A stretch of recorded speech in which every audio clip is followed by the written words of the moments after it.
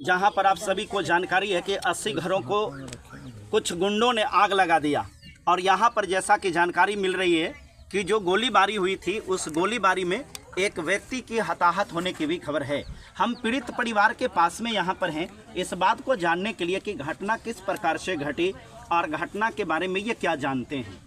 आप बताइए, ये घटना जो घटी है उस घटना के बारे में बताइए कि घटना कैसे घटी। ये आप नीचे करिए। हाँ बोलिए, कैसे घटना हुआ। यहाँ पर बाल बच्चे थे, खाना बन रहा था और भाग दौड़ में सब भागने लगा। आग तो लगी गया, पेट्रोल छीट दिया, आग लगा दिया, पूरा खबड़ा तबड़ा चूर दिया सब। उसमें पूरा एकदम भागने से अपना जान बचा कोई नहीं जा सकता। वो जहाँ पाया तहाँ सब बकरी तरह जानवर की तरह भाग गया। बछुआ गया, बस एक वो गिर गया। तो गिर करके चोट लगने से मौत हो गई कि गोली लगने से मौत? चोट लगने से, मैंने हदस करके गिरे और उसी हदस में गिर जाने की वजह से उनकी मौत हो गई। यही घटना है। अच्छा, एक बात ये बताइए कि जिस समय वो भाग रहे थे तो लोग उनको खदेड़ रहे थे या सिर्फ गोली? खदेड़ रहे थे। कितने लोग खदेड़ रहे थे? बहुत लोग खदेड़ रहे थे। और उसी खदेड़ने के दौरान वो गिर पड़े और गिरने के दौरान वहाँ पर उनकी हत्या हो गई। आप देख सकते हैं, जैसा कि जानकारी आ रही है कि वो जो अपराधी लोग थे वो खदेड़ रहे थे और इसी दौरान यहाँ पर जो था वो भागने के दौरान में उनकी मृत्यु हो गई। अभी हमारे बीच में यहाँ पर बहुजन समाज पार्टी के ये नेता लोग आए हुए हैं और हम लोग राज्यसभा सांसद माननीय रामजी गौतम साहब हैं। हम लोग जानने का कोशिश करते हैं कि आखिर ये मामला क्या है, यहाँ पर आने के बाद क्या। श्रीमान, बताने का कोशिश किया जाए यहाँ पर आने के बाद क्या जानकारी मिल रही है? जानकारी जो मिली, आपने देखा कि पूरे यहाँ पे 80-90 मकानों चलाया गया, दहशतगर्दी की गई, गुंडागर्दी की गई और गरीब, बेहद गरीब, जो कि इस देश के अंदर मैं गरीब बोलता हूँ, उसमें सबसे ज़्यादा कोई गरीब है तो यही कम्युनिटी के हमारे भाई लोग हैं। और इनके मकानों को किस तरह तहस नहस किया गया। अभी भी आप देख लीजिए 3 फीट का दरवाज़ा है, घर के अंदर रोशनी तक का जगह नहीं है, हवा पानी के लिए कोई जगह नहीं है। इस तरह से बेचारे ये लोग रहते हैं। और आज इस फैमिली के सामने हम बैठे हुए हैं जहाँ पर एक हमारे भाई की अनिल मांझी की डेथ हुई है और वो उसको दौड़ाया गया, दहशत बनाई गई, उससे गिरने से उसकी मौत हो गई। और आप देखिए छोटे छोटे बच्चे हैं, एक बेटी है और छोटे छोटे बच्चे हैं। और बच्चे को भी बच्चे ने बताइए, एक छोटे से बच्चे ने भी उनको अंतिम संस्कार किया। इस देश के लिए दुखद है। मैं तो कहूँगा केंद्र की सरकार इस पर ध्यान दे और ऐसे दलितों का कैसे उद्धार होगा इस देश के अंदर। 75 साल देश को आज़ादी हो गए, लेकिन इनकी आज़ादी कब आने वाली है? इनके अच्छे दिन कब आने वाले हैं? कब ये अच्छे घरों में रहेंगे? कब उनके बच्चे पढ़ लिख के अधिकारी बनेंगे? इसके लिए सरकारें कोई काम नहीं करती, सिर्फ वोट की राजनीति की जाती है। वोट के लिए सब बातें करते हैं लेकिन इनके हित के लिए कोई काम नहीं करता है।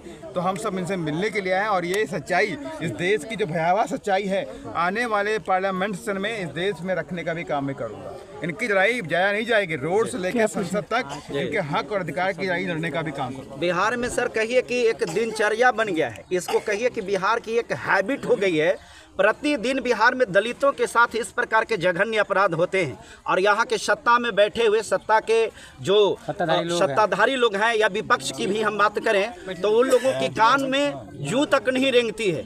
इस स्थिति में यहाँ की जो दलित पार्टियां तो खैर नहीं कहेंगे, लेकिन बहुजन समाज को नेतृत्व करने वाली पार्टियां हैं, उनका ये कर्तव्य होता है कि इनके साथ में इनके न्याय की लड़ाई को लड़ी जाए। आप यहाँ तक आए हैं सर, क्या संदेश लेकर आए हैं? संदेश साफ है कि जो इनको मैं बताना भी चाहता हूँ कि जो घटना घटी, तो इस घटना को लेकर सबसे पहले आदरणीय बहन जी ने ही अपनी बात ट्विटर के माध्यम से रखने का काम किया। उसके बाद ही पूरे देश के अंदर चर्चा हुई, पूरे देश की मीडिया ने जाना, तमाम नेताओं को ना चाहते हुए भी ट्वीट करना पड़ा बहुजन समाज के हितों को लेकर के।